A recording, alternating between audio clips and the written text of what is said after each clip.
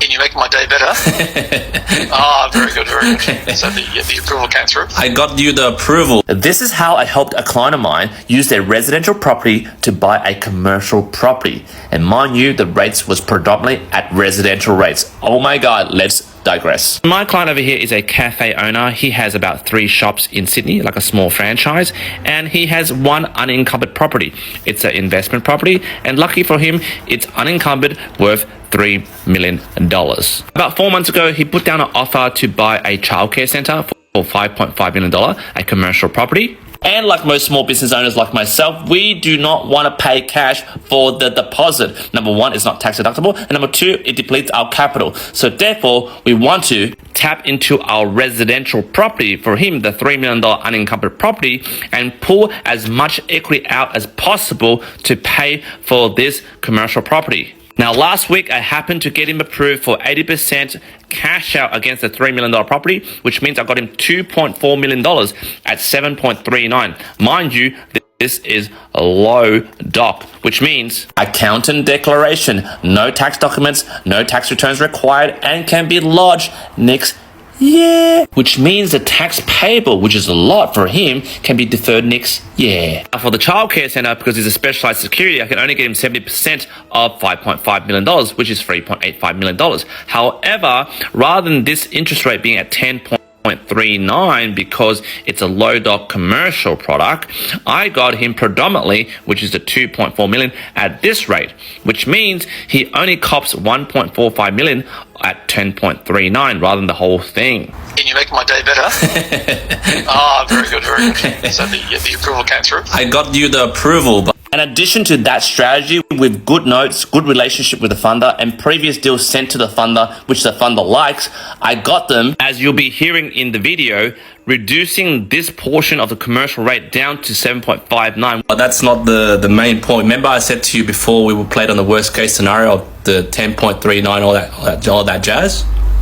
Yeah.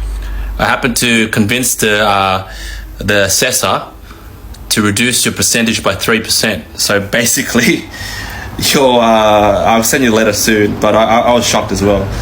Your same as the 7.59. Very good. Yes, very good. Which is really close to the residential rates, which he was ecstatic about. Now, to give you the idea, if he didn't do low doc and he went down full doc, because you might be saying, hey, Q, these rates are pretty high. Well, if he was to do full doc at 3.85, where 2.4 million is the residential portion, which is over here, and 1.45 million is the commercial portion, he would have to declare a taxable income net of the turnover after expenses, $980,000 in that financial year, which is this financial year, FY24. Let me ask you a question. How much African tax he needs to pay just to buy this property?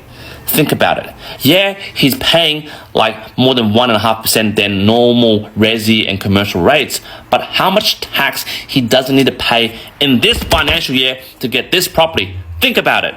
To wrap it up, at the end of the day, yes, he's paying 7.59 or 7.39, but the rental yield for the childcare centre, which he is not running, he's just leasing it out, is about 8 to 9%. And that's net, not gross, net after expenses. Let your solicitor know, you can obviously bring forward settlement. You obviously want to settle before Christmas, right?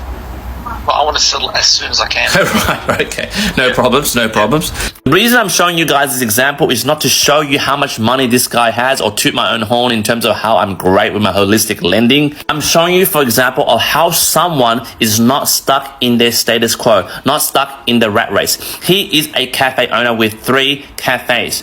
Does he think, oh, maybe I'll get another cafe, work myself to death? No, he thinks about buying commercial property or residential property to invest and build wealth that way. He's thinking like an investor, an accumulator of wealth, not a cafe owner. Oh, I only know about coffees and waffles and blah, blah, blah cafe. No, he's thinking beyond that, and so can you. Stop being stuck in your bloody rat race pigeonhole status quo.